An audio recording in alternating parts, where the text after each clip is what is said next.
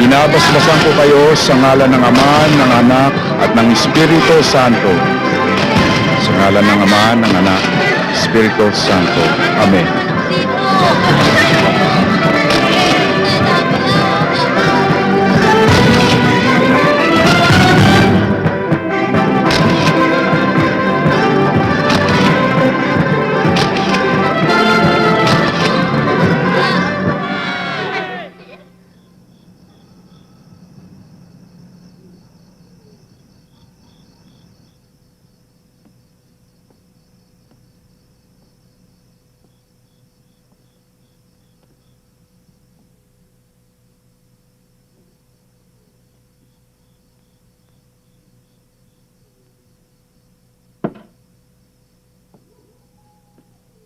Mark?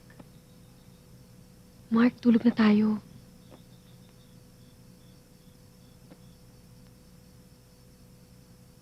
Matulog ka mag-isa mo.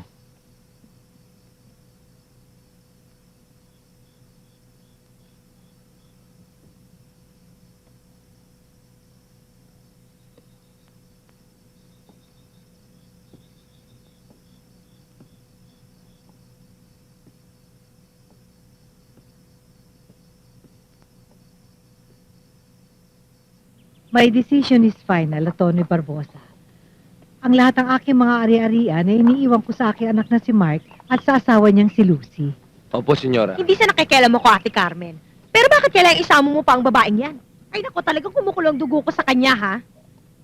Huwag mong isipin na naghahabol ako. Dahil hindi ako naghahabol. Alalahanin mo, ate. May pera din ako dyan. 25% ang share ko. Ay nako, ang losing yan hindi ko matake, ha?